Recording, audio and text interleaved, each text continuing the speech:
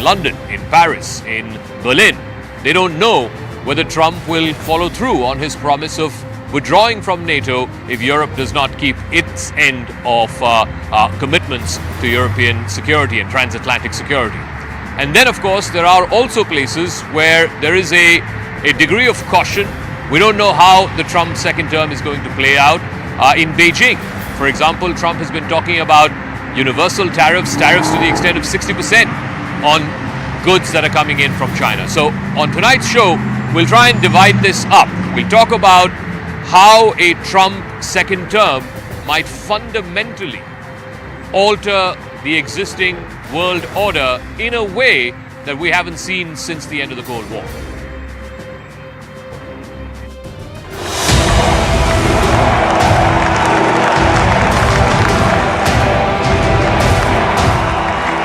America great again. Oh, and powerful mandate.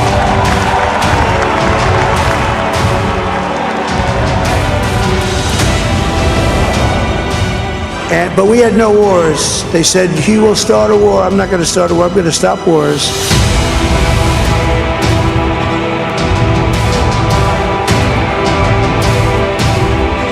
You know, we had no wars. 4 years, we had no wars.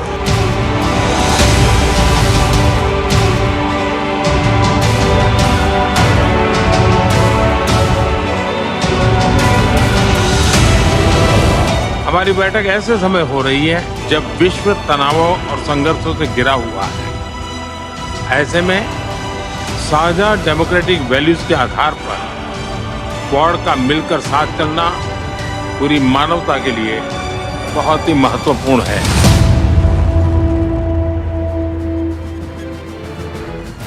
All right, let's open this up to a full panel of foreign policy experts. Ambassador Harshvardhan Shringla is former Foreign Secretary to the Government of India. Ambassador Timothy Roma is former US Ambassador to India. Lisa Curtis is Deputy Assistant to the President and NSC Senior Director for South and Central Asia. And Cynthia Farhad is an expert from the Middle East. She writes about Middle East counterterrorism and, of course, counterintelligence ops. So welcome, everyone. Let me start with Ambassador Tim Roma. Trump has been consistently talking about ending the wars. He's been talking about ending the war in Ukraine. He said it on the campaign trail that he would do it in 24 hours. He's also talked about ending the war with between Israel and Hamas, although he has said that he felt that Israel has to finish the job. What might a Trump 2.0 term mean for these two ongoing wars? How is he going to sort of end these two wars? Because willy-nilly, directly or indirectly, this was also a big talking point for Americans when they voted in the 2024 election. Well, nice to be with you again, and nice to be with the panelists on your show. And I thought you did an excellent job outlining how the world is looking at the next Trump presidency, some with elation, some with trepidation, some with both. I think in the Middle East, there are very, very common strategic interests between the United States of America and India in particular. Both are strong supporters of Israel. Both want a two-state solution and a long-term recognition of the Palestinian people.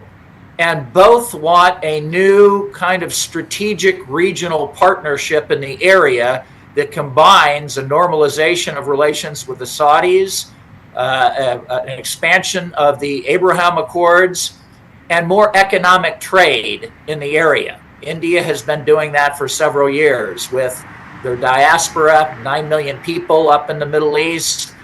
India has been reaching out economically to the UAE and other countries to expand their trade. They have an economic corridor they'd like to build there. So both of our countries have some strong common interest in the strategic partnership and peace in that area. And I think India could play a very important role going forward. When I was ambassador in Delhi, we were able to work with India on getting India more involved in peacekeeping and economic investment in Afghanistan. They have this experience. They made $2 billion in commitment in Afghanistan. They could do a lot to continue to get involved in de-escalating the process in the Middle East and potentially helping to rebuild Gaza at some point. In Ukraine, we have some very different strategic issues and problems. We have Ukraine's sovereignty and freedom and the courage of their people fighting for those things. We have Mr. Modi saying he'd like to play a peace role. Whether or not he can do that with Putin at this point, we don't know. And we have NATO very interested in their borders there and Putin's aggression and peace long term there. So we want to make sure that the Ukrainian people are not sacrificed there. They get a fair, peaceful resolution and they get back their land. And so that is a very different outcome and set of problems. Finally, I'd just like to end on a lot of this depends upon Mr. Trump, who he puts into key positions at Secretary of State and National Security Advisor. It's not just what you want to do in government, as Ambassador Shringla knows so well.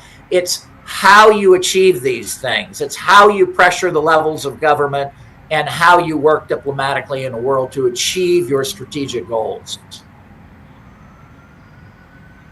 I also want to go across to Ambassador Shringla. So, if you were to look at from India's vantage point of view, you have the IMEC, which India has been talking about, the India, Middle East, Europe corridor. But for that to happen, you need the war to end. And what Ambassador Roma was saying, that Trump might go back to the Abraham Accords because Trump was the architect of the Abraham Accords. It was signed when Trump was president. And then you look at towards the east on the Indo-Pacific, again, it converges with India's interests because even though Prime Minister Shinzo Abe, the late Prime Minister Shinzo Abe of Japan, was the original architect of Quad, Trump was the one who pushed all four countries to eventually get it up to the summit level. Of course, the first summit happened when Biden became president in 2020, but ultimately, of course, in 2021 was when the first summit happened. So when you look at it from India's vantage, both on the IMEC corridor and on the Indo-Pacific corridor, do you see interests converging with the Trump administration or Trump 2.0 term? Well, let's try and break it down from the point of view of, where I am from. That's New Delhi's point of view. We would like to see an end to the conflicts in Ukraine and the Middle East, as much as the global South would like to see that. We also want a renewed focus on the Indo-Pacific.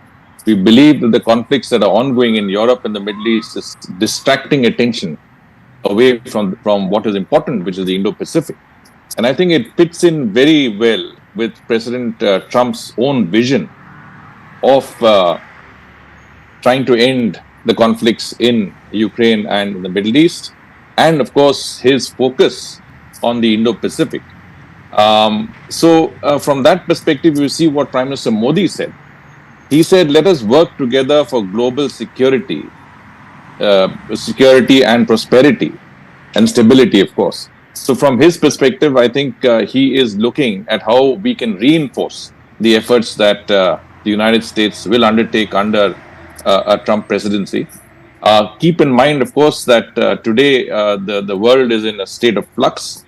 There's a lot of concern all around in the way things are going. It's as though there is no control over regional conflicts, over smaller conflicts. There's been more military conflicts today than you ever had since the end of the Cold War. But who's going to put an end to this? It's not the UN Security Council for sure.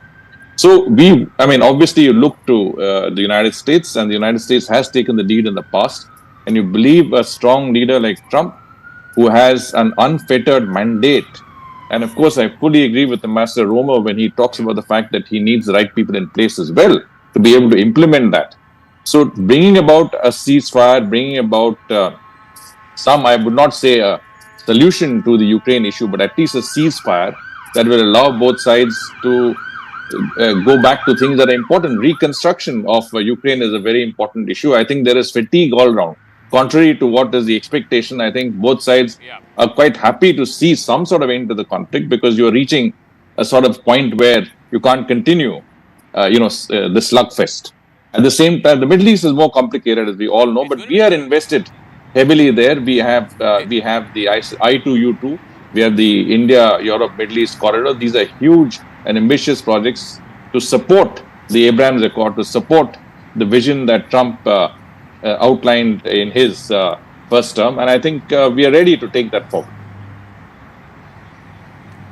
I'll come to the Ukraine question in a moment, but Lisa Curtis, what Ambassador Shringla said in the initial part, a lot of Indian diplomats have been saying this privately and even publicly, that, the focus for the US foreign policy has to be on its great power competition or rivalry with China. That's what is going to decide the next 30 years. It's not US-Russia or it's not US-Iran. The big picture is China. And the feeling in South Bloc was certainly that because of these wars, Russia, Ukraine, as well as what's happening in the Middle East, that the US leadership and the Biden-Harris administration was completely bogged down, and they took the eye off the ball, and the ball is US-China great power competition. What happens in the Indo-Pacific, where of course India is a huge stakeholder, so is Japan, so is South Korea, so are all of Southeast Asian countries. Well, I think that what we have to remember is that what happens in Europe and Russia-Ukraine war will have an impact on what happens in the Indo-Pacific. The two theaters are interrelated. We simply can't escape that. And the argument that President-elect Trump made in his debate with Kamala Harris a couple months ago was that because of the disastrous U.S. withdrawal from Afghanistan and how that was, handled so poorly, made the U.S. look weak on the international stage and actually emboldened Russia to invade Ukraine several months later. So, by that logic, it stands to reason that the way in which the Ukraine-Russia war would end matters. It matters whether Putin is rewarded for his territorial aggression against Ukraine. It matters whether the way the war ends between Russia and Ukraine, what impact that will have on other U.S. adversaries, other countries who may want to exercise territorial aggression against their own neighbors. So these things have impacts on each other, and I think that's something that we have to remember. We have to ensure that Putin would never do this again, that he wouldn't choose to do this again in 2 to 3 years. So, it's easy to say we want wars to end. Of course we do. We don't want to see this conflict, but it matters how it ends, because that will have an impact in other parts of the Lisa, world. if I may, it will have an impact on U.S. global leadership and the I may, perception of U.S. global leadership. Let me ask you, if Trump comes into office and he says to Zelensky that, look, this is the peace deal on offer, you accept the terms where right now, as it exists, I think Russia controls about 20% of Ukrainian territory from before when the war started. So you give up that territory, in lieu of which you get security guarantees, or you even get NATO membership. If that was on the table, otherwise, Trump says to Zelensky, I'm cutting off all American funding and all American weapons coming into Ukraine. What choice do you think Zelensky has other than to accept? Well, I think it's true that Ukraine does rely on U.S. assistance, and so that it has to be factored in. But again, I would come back to the way that war ends will have an impact on perceptions of U.S. global leadership moving forward. It will have an impact on other U.S. adversaries and how they choose to act moving forward. So it's very important that however it ends, that the global order and respect for that global order and respect for the sovereignty and independence of nations is stronger. Because otherwise, then I think we face the same phenomenon that Biden faced when he withdrew in that disastrous manner from Afghanistan 3 years ago. Let me go to Cynthia Farahat, because obviously the Middle East is also a key region. The war there has been going on for over a year now. In fact, one of the reasons, many say, at least even domestically here in the US, the reason why Arab Americans did not support the Democrats, did not support Kamala Harris, is because they felt that they were giving too much of a long rope to Prime Minister Netanyahu. Prime Minister Netanyahu, again, has spoken to President-elect Donald Trump, one of the few world leaders, along with Prime Minister Modi, to have spoken to President-elect Donald Trump. How do you see President-elect Donald Trump try to end that war? Of course, he has said on the campaign trail he thinks that Israel has not finished the job. It needs to finish the job. But do you also see him telling Netanyahu, okay, go and finish the job, do whatever you need to do, but you have to do it within a time frame. It can't be these endless wars. And to be fair, I mean, Trump has always been an anti-war candidate. He opposed the Iraq War. He opposed America's involvement in Afghanistan. And of course, he is opposed to the Russia-Ukraine war. He's made no bones about it. But on the Israel question, he has said, yes, Israel needs to finish the job.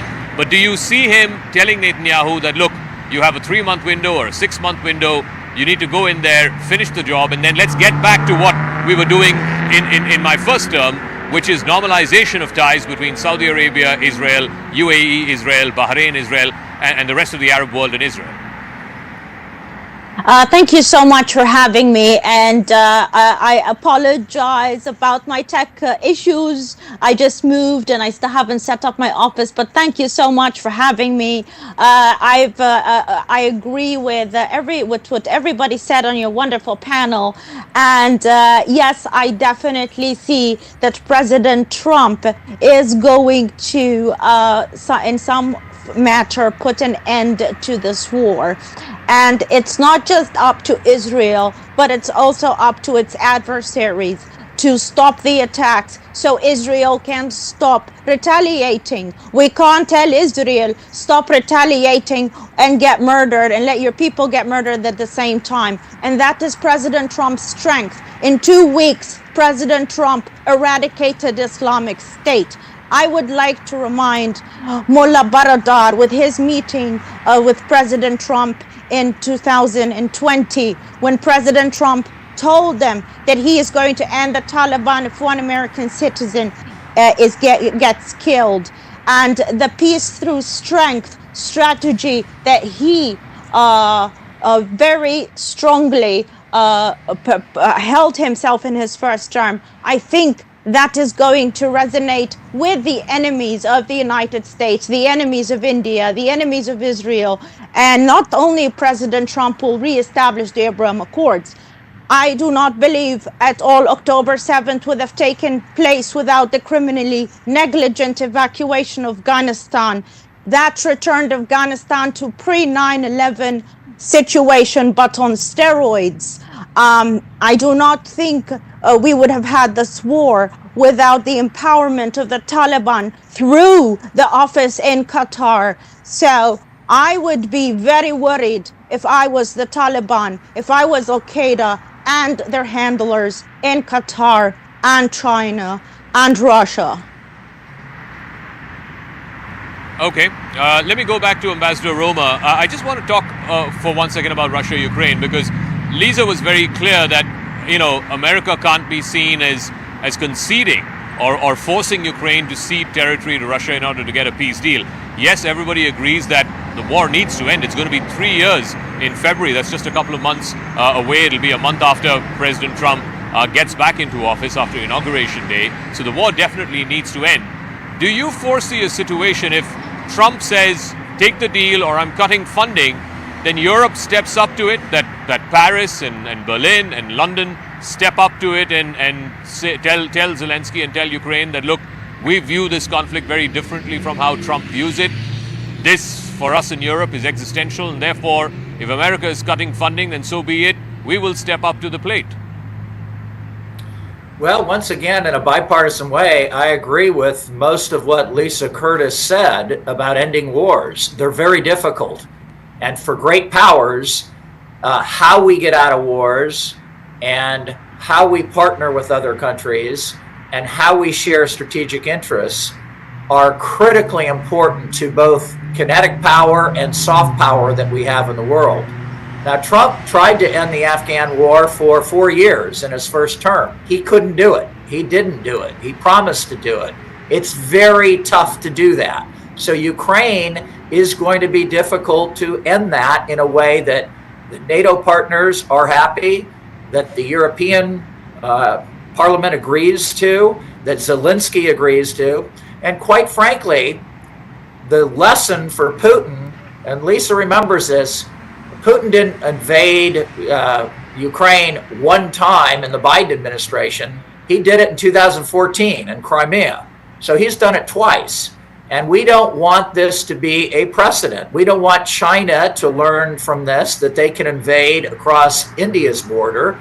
We don't want China to believe that they can push the Philippines around on mineral rights and fishing rights and energy rights. That is not something that should be done around the world.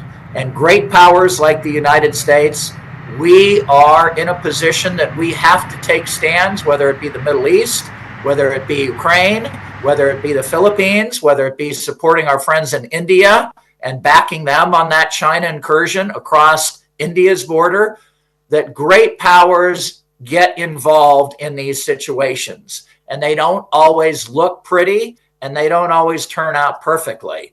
And I agree that we need to make sure that the United States gets back to a lot of its priorities in the Indo-Pacific, partnering with India to grow our strategic relationship.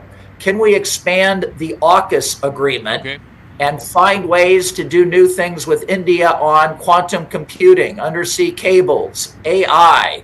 Can we deepen and expand the Quad in more areas with India to look for regional security for India and its neighbors and prosperity and growth? These are all areas that I think Democrats and Republicans in this new Congress want to work with India on. The great news is both Democrats and Republicans want a better relationship and a deeper relationship with India moving forward.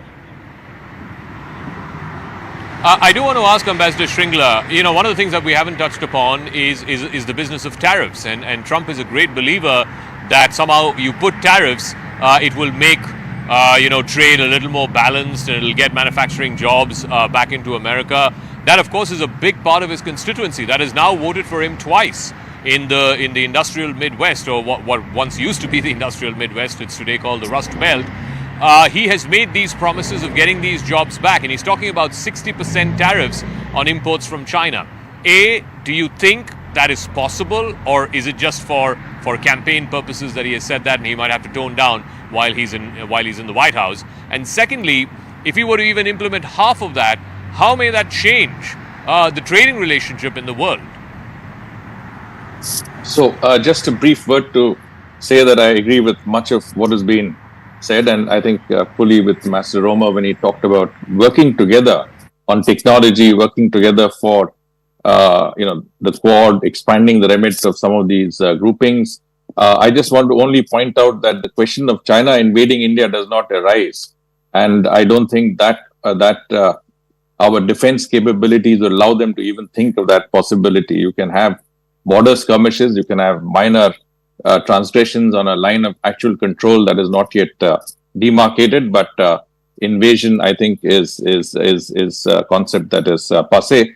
But having said that, let's come down to the question of tariffs. I personally feel that if you look at Trump 1.0, he imposed 25% tariffs on $360 billion of Chinese exports to the United States. At that time, it was a huge figure, and I think there was a lot of trepidation that it would impact very adversely on the pricing of various products and that inflation would go up. But the fact of the matter is that we are talking about 5 or 6 years down the line, and even the Biden administration did not change those tariffs. If anything, they increased tariffs on certain Chinese products and also ring-fenced certain areas like high technology, semiconductors, etc. But definitely, I mean, the fact that whether Trump can do this or not is not a question, because he can do it. He's got control of the Senate, possibly the House, so there's nothing stopping him from doing it. The issue is, what are the implications? I mean, you can do 25%, but I think 60% will definitely impact on the cost of living of people in the United States. I'm not talking about Chinese exports only. I'm talking about exports from any other country. And certainly high tariffs, as you raise tariffs, there is a certain, I would say, a proportional cost that has to be borne, on account of that. But he's also talking about taking those, consumer, taking that extra revenue that is earned through higher tariffs and using it for the benefit of people. So I don't know where the trade-off is, but nothing stops him from doing it. Yeah. One of the things Yeah, one of the things is that, if you ask ordinary people why they voted out the Biden-Harris administration, or at least did not give Kamala Harris a chance at the White House, the number one issue is the economy. The number one issue is the price of groceries, inflation. So when Trump says, I'm going to put 60% tariffs, clearly, when it's private companies, they're not going to just take those tariffs. They're going to transfer those tariffs ultimately to the consumer. Whether or not that will lead to further inflation, and how that might play with an electorate that has voted Trump in, thinking that he will bring down the price of groceries, that is still an open question. I'll give the final word to Lisa Curtis before we go into a package story about how this has advantaged Trump in terms of whatever foreign policy agenda he wants to carry out. Very quickly, Lisa Curtis, what do you see as Trump's priority areas when it comes to foreign policy? They say a second term for a US president is always about history, about legacy. What would he want to leave behind and be remembered as, at least in the foreign policy realm? Well, I think he will focus on trying to wind down the current wars in Ukraine as well as the Middle East. And he will want to try to encourage negotiations elsewhere in other hotspots, whether it's with North Korea. I think he will, try trade negotiations with China, even as he, potentially imposes more tariffs on Chinese goods. But I think he really is somebody who does not like conflict. He values negotiations. Yeah. He sees himself as a good negotiator. I think he's correct in that. And so I think he will want to be remembered as a president who prevailed over a period of, peace and prosperity throughout the globe. And, whether he can achieve that, we've yet to see. But I think that would be one of his major goals. All right, we'll leave it at that. Thank you very much, Ambassador Roma, Ambassador Shringla, Lisa Curtis, and Cynthia for joining us. I keep going back to, what happened 40 years ago when a similar Republican president back then, Ronald Reagan, stood at the Brandenburg Gate and said, Mr. Gorbachev, tear down this wall. That eventually led to the end of the Cold War, and for the last 40 years, we have had what is the post-Cold War era. And I suspect, I'm not one who indulges too much in hyperbole or adjectives, but I suspect we're going to see in the Trump second term the beginning of a reordering of that post-Cold War era. In what form or shape it takes, I don't know, but we'll certainly be here as observers, as journalists, to try and document that. Thank you very much to all our guests for joining us, but let's play out a story on how this will now fundamentally sort of lay the field open for Donald Trump to change both the domestic agenda and also the foreign policy agenda in ways that he wants to fundamentally re-alter them. Let's listen to that story, and right after that, Poonam will take the conversation forward. I want to thank the American people for the extraordinary honor of being elected your 47th president and your 45th president. Donald Trump came into the election as a convicted felon, going up against a much younger candidate and facing a large number of voters who viewed him unfavorably. Yet on election day, it was firmly advantaged Trump.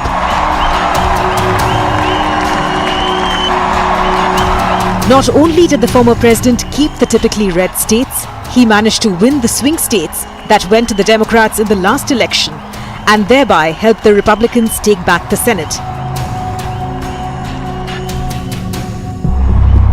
With a fervent base of supporters on his side, Trump cashed in on the electorate that was unhappy with the direction of the country under President Joe Biden and Vice President Kamala Harris. Here are 5 reasons why Donald Trump won the election.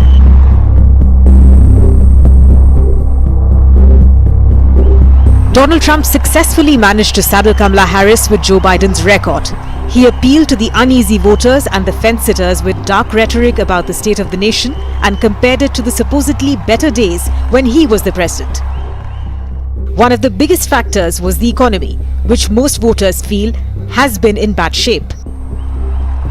In every rally and interview, Trump repeatedly accused Biden and Harris of driving the economy off the cliff. We're going to be paying down debt. We're going to be reducing taxes. We can do things that nobody else can do.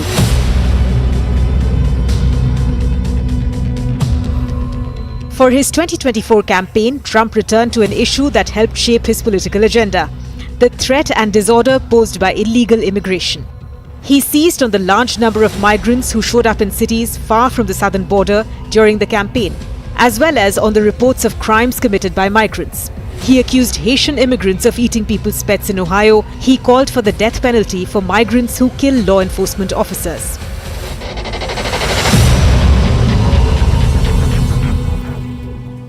Pre-election polling indicated that Trump was on track to post historic gains in support from non-white voters. Despite the anti-immigration rhetoric, Trump appears to have won a much larger percentage of the Latino population, especially men, than Democrats had ever even thought possible. His tough on immigration and tough on crime stance appealed to many Latinos, who have become more established and are more interested in making money than in being offered government benefits by Democrats.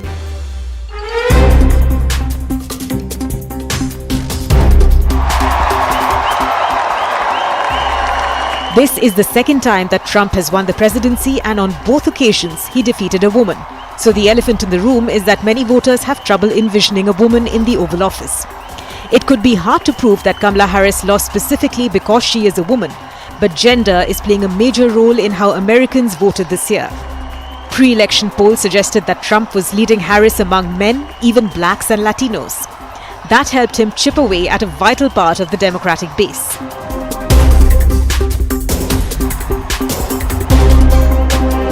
Trump's campaign was anything but error-free.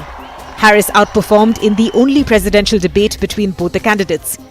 He was fact-checked on numerous claims, including the one of Haitian immigrants eating pets in Springfield, Ohio. Harris, on the other hand, appealed to the Gen Z voters, tapped into Trump's rivals in the Republican Party, and got a string of high-profile celebrity endorsements. All these factors would have sunk almost any other candidate, but not Trump. He survived 2 assassination attempts and portrayed himself as a survivor and fighter. He frequently claimed he was defying his own advisors, throwing away prepared speeches to make personal attacks against his rivals. It may have frustrated his team then, but it clearly entertained his supporters, who ensured he makes a historic return to the White House.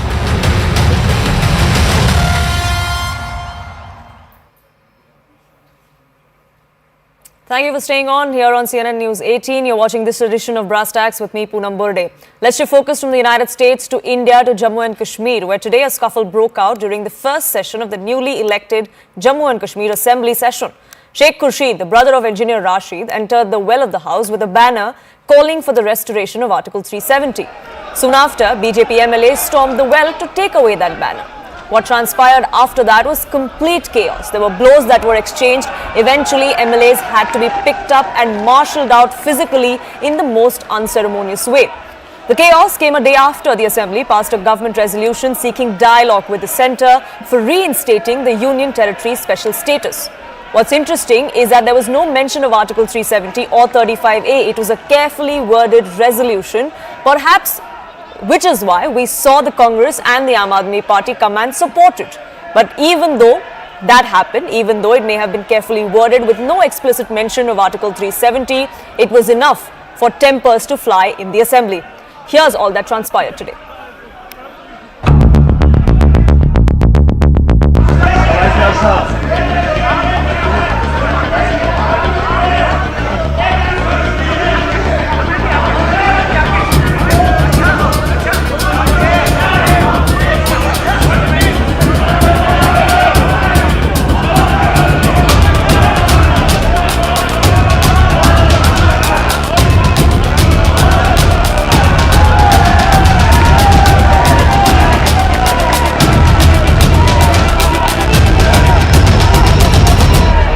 इनको ये नहीं पता कि कानूनी और गैर कानूनी क्या होता है। मेरे भाई, गैर कानूनी उस दिन था जिस दिन जम्मू कश्मीर का स्पेशल स्टेटस महाराजा हरि सिंह का दिया हुआ, इन्होंने एक बंदे से साइन करके हटा दिया।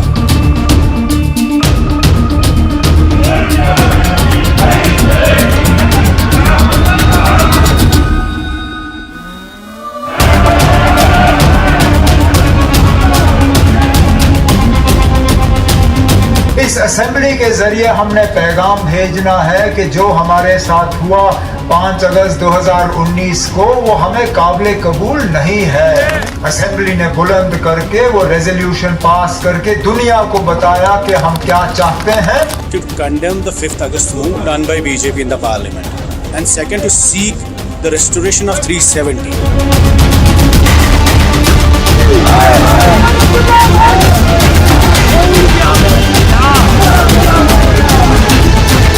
ये आप ऐसे गुमराह करके भाग नहीं सकते हैं।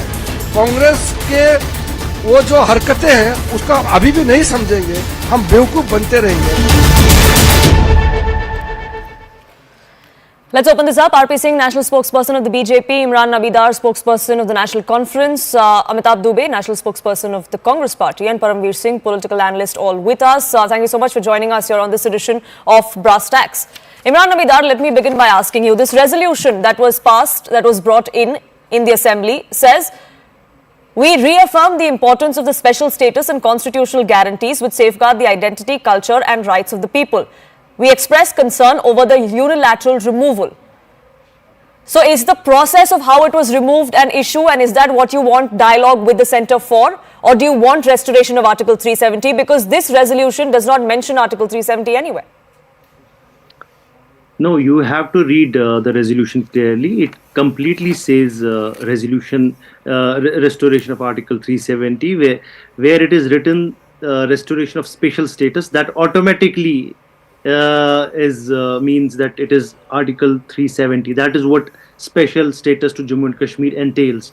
So rather than getting into the into these little things, I think it is important that an elected representative body, constitutional body, with an overwhelming majority of 62 MLAs passed this resolution. This resolution has the stamp of people of Jammu and Kashmir, and J&K Assembly is a constitutional body, and it has been passed with an overwhelming majority. I don't understand why there is so much of hulla-bulla, why there is so much of the critique about it. We have been saying this all along. This was our political stand, and we delivered on our political stand, and this was the promise that we made to people of Jammu and Kashmir if they elect us, if they give us enough seats. And today we delivered on our promise. This is clear. I mean, this is how politics operates in our country. We asked for the mandate from people on the premise. But you asked for the mandate of the people on the premise that Article 370 will be restored. In this resolution, that bit is not there.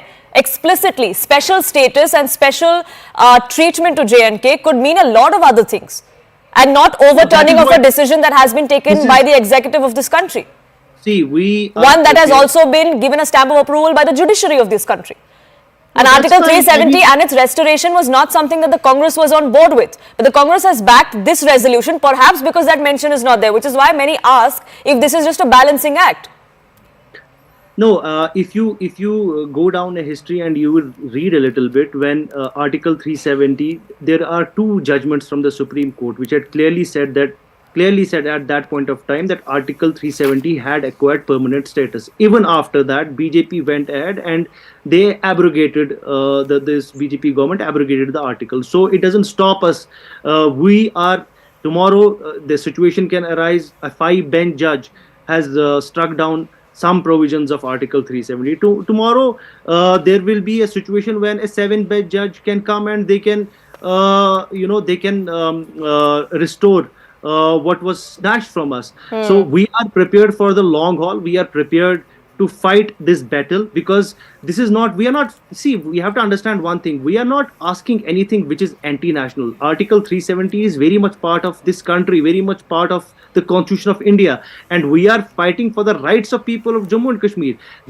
We are not fighting for any azadi. We are not fighting to get anything which is anti-national, which will harm the interests of the country. We are fighting for getting back the rights that were taken from us without the consultation, without. But what about rights that were given? What about rights that were given after the abrogation of Article 370 to many people who had no voice in Jammu and Kashmir, despite calling Jammu and Kashmir their home? Who says? I want to get in the BJP on this.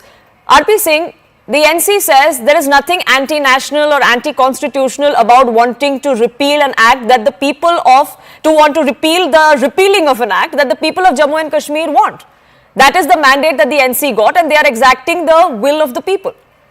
Why does the BJP think there's anything wrong with it? Well, please go through that resolution again. It says dialogue with the elected representatives. It says that, and then the central government should open up that. Now, did they have the dialogue with their own representative? Did they have the dialogue with the people in the assembly? Was there any dialogue in the assembly? Was there any debate in the assembly on the subject? No, they pushed it through. They brought it like from the back door, and then they tried to push it through. There are 28, other MLAs also who don't accept that. There's a complete region who don't accept this ideology of 370-35A. So dialogue with the center is okay, but within dialogue within the Jammu Kashmir is not done. So how can you have a double standard? I mean, if you want to have dialogue with the center and you are mentioning in the resolution, then better first have the dialogue with the state also. But coming to the point of the Congress party, I mean, I was going through the press note of Mr. Soz. It says, I heartily congratulate the Jammu Kashmir political mainstream class, the NC, the Congress, the PDP, the CPM, the PC and the AIP to resolve the restore of 370 Constitution. There's no doubt resolution is a great historic importance. This is the Congress leader, Safuddin Soz, who is on record. So this is a part of the strategy of the Congress party. When they want to sow the seed of separatism in Kashmir, they have within the right to do so. But people can see through this, that what are they up to? For vote bank politics, because they have to contest election in Maharashtra and Jharkhand and seeking vote bank there for a particular community. And that's why they will go ahead with supporting the resolution which talk about 370-35A which refers to indirectly refers to 370-35A, which has been accepted by the NC spokesperson here, Mr. Dar, that yes, it is that. So Congress has to come clear on this than anyone else, especially after the statement of Soz that yes, he is heartily welcoming it. So it's clear that keeping in view the vote bank politics, they can sow the seed of separatism, because 370 and 35A led to this separatism to the of the state. And then whereas doing it has integrated it with the mainstream also. Are they for scheduled caste, scheduled tribe? Are they for Valmikis? Otherwise, he waves that today he has been exposed that book of constitution, which has no constitution written in it. So, do they abide by the constitution? Because the parliament has passed the resolution, and then it has been stamped by the judiciary. Two votes. So it is part of the framework of the constitution now. So they don't abide by the constitution. And if they have anything else, I'll appreciate. And National Conference and Congress and PDP and all other parties should move to the court. As he rightly said, they have right to move to the court for a review petition. They have all the right. But till that time, the review petition outcome is there. The court gives a decision. Till the time is part of the constitution. And now, but the NC says they are in it for the long haul. Let me get in the Congress as well. Amitabh Dubey, is the Congress with the NC in the long haul over restoration of Article 370? Because that's what they want. Now, Article 370 found no mention in the Congress's manifesto, as opposed to it being clearly mentioned in the National Conference's manifesto. I'd like to first, before I answer that, I'd like to point out that BJP itself is confused about the resolution. Amit Walvia tweeted in favor of it. Now the BJP is criticizing the resolution. So first, they should make up their mind what problem they have with the resolution. As for the Congress party, our position is absolutely clear. We have never called for the restoration of Article 370. We are very strongly in favor of statehood. Statehood is something that the Modi government promised Jammu and Kashmir many times over many months and has yet to deliver it. Why is it that the voter of all other states, Gujarat, West Bengal, Tamil Nadu, Haryana, etc., has the right to a state government, but the people of Jammu and Kashmir are denied this very basic right and are being ruled by fiat? Now, of course, we have a state government. For many months, they were ruled by fiat, by a central appointee. So the main issue is statehood, and this is what the resolution calls for. It calls for statehood. It calls for provisions and rights for the people of Jammu and Kashmir that are no different from that which 12 other states in the Indian Union enjoy under the Indian Constitution. So this is an attempt by the BJP to whip up some confusion, and it's completely missing the point. There is no mention of Article 370 in the resolution, and that's the reality. But it does talk about special status and constitutional guarantees, and like your alliance partner on this panel, Mr. Dar, said, that's exactly the same. That when you say restoration of restoration of special rights and guarantees, that means special status, which was given under Article 35A and Article 370.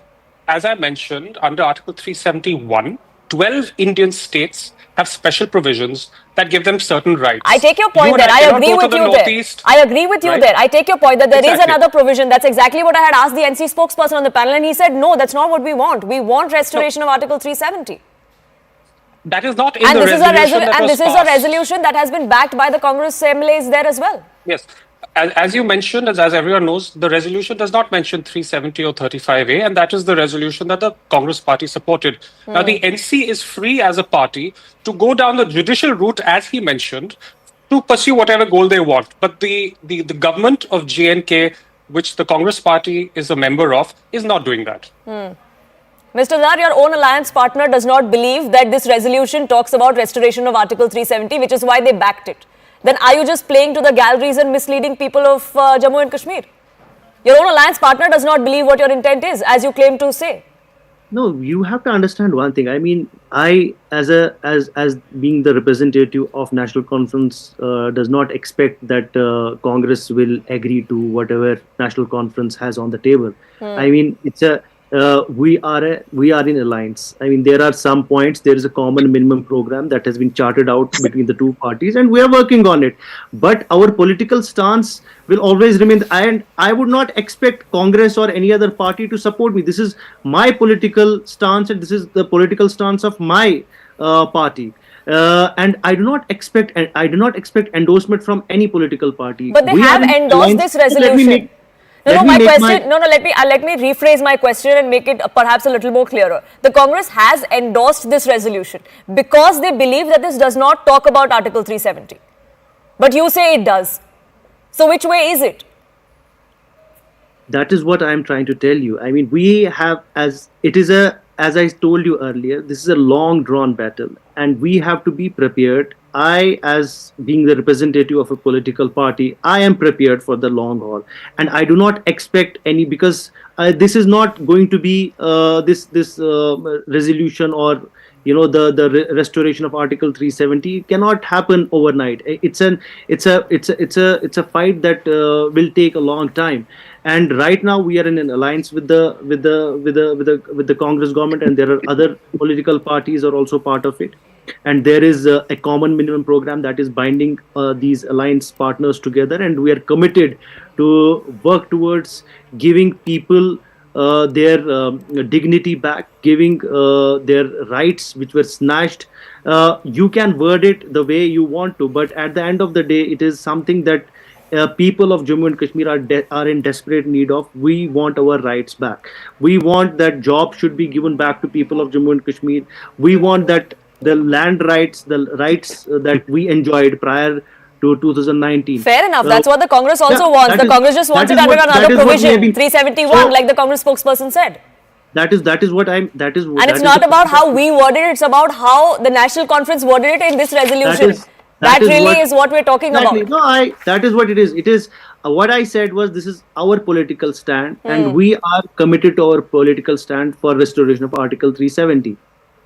Okay, let me get in Paramveer Singh as well. Paramveer Singh, is this done just about playing to the galleries? Because the NC and the Congress seem to be on different pages as far as what this resolution stands for, what it actually means.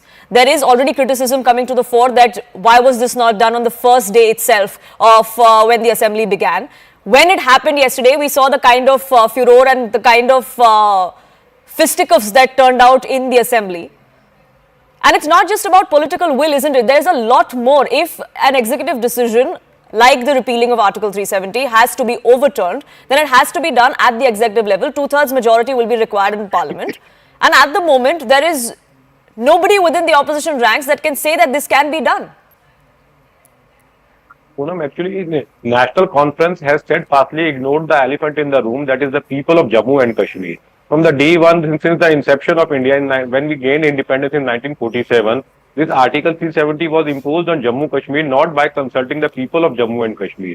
that was done by the stroke of a pen between the Indian government led by Jawaharlal Nehru and the Maharaja Hari Singh of Jammu and Kashmir. People were not asked about it. People were not questioned. People were not taken their view that did they want Article 370, 35A or any sort of that legislation. That was done by a stroke of the pen.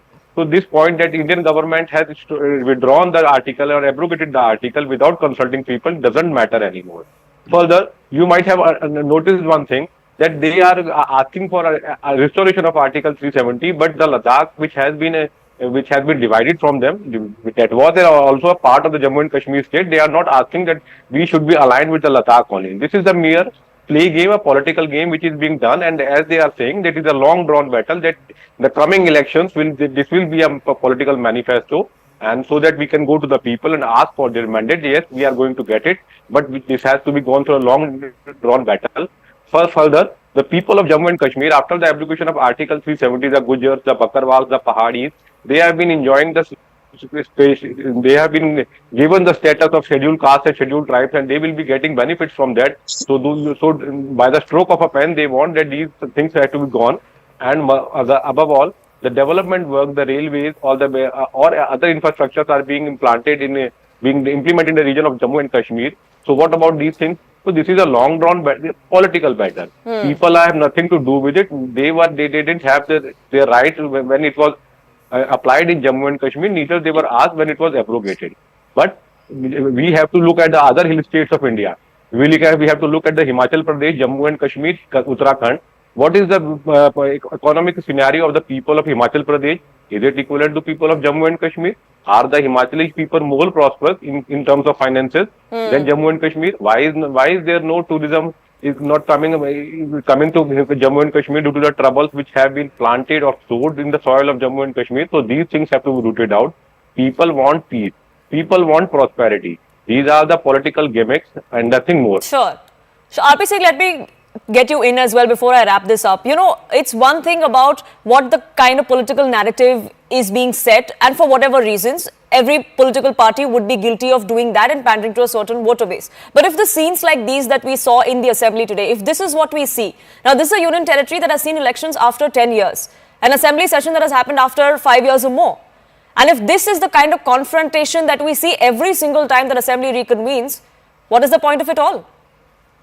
Well, I very clearly see as a part of the game plan of the Congress party, and then NC and Congress are in alliance in this, and then they are trying to send a signal to Muslim voters in Maharashtra and Jharkhand that, see, we are for 370A, which will lead to separate Kashmir, or which will keep Kashmir away from the mainstream, and then if we are trying to abide by the Muslim mindset, that's what Congress is trying to send the message across, and at the cost of Valmikis. I mean, Valmikis who got the equal status or their due status, after abrogation of 370A. Now, if they do that, then if they somehow in some very far away future they can do this, then the Valmikis will be away from their basic rights, which they have started enjoying now after abrogation of 370A. But again, it's against the Constitution. The Constitution has been passed by, the law has been passed by the... Which is why I said if a constitutional amendment needs to be brought in, then 2/3 majority is required. But I saw Mr. Dubey's hand go up. Last 30 seconds, sir. Yeah, I mean, look, this whole narrative about reservations and all that, firstly, reservations have been existing in Jammu and Kashmir for many years. 2004, there was a Jammu Kashmir Reservation Act. There were 4 categories of Valmiki in there. Valmiki was there. Now Valmiki has been added from 2023. So this narrative that reservations is something new is just completely false. Basically, what we saw in the assembly is also a bit of a fixed game. There was many people have suspected that Engineer Rashid and his party are proxies for the BJP. Interesting you call it a fixed game, because that's exactly what the BJP says. It's a fixed game between you. The Congress says it's a fixed game between Engineer Rashid's ilk and the BJP. Unfortunately, I don't think this is what the people of Jammu and Kashmir wanted to see when after 10 years there were elections held. After over 5 years an assembly session was convened, and all they got to see was MLAs being taken out because they could not even come down and discuss what mattered to the people of Jammu and Kashmir, and all they could think of was their own political pandering. I have to leave it at that. Thank you so much for joining us here on this edition.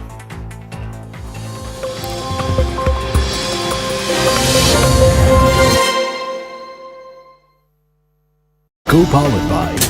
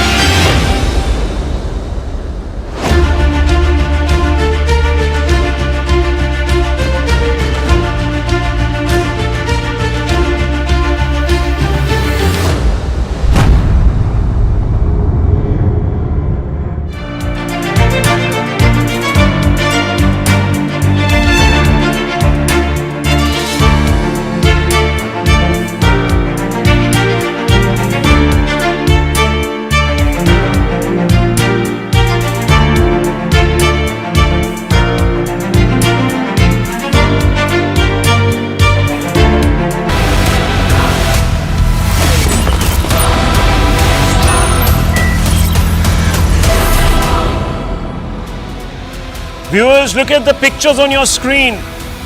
Look straight into the middle of your screens. Viewers, what do you see? You see patriots being caught by the scruff of their neck and thrown out of the newly minted Jammu and Kashmir Assembly. Viewers, you would think these pictures where people speaking for India are thrown out in their own country from an assembly would be in Pakistan. No, viewers, this is not Pakistan, this is not Bangladesh, this is Srinagar. This is Kashmir.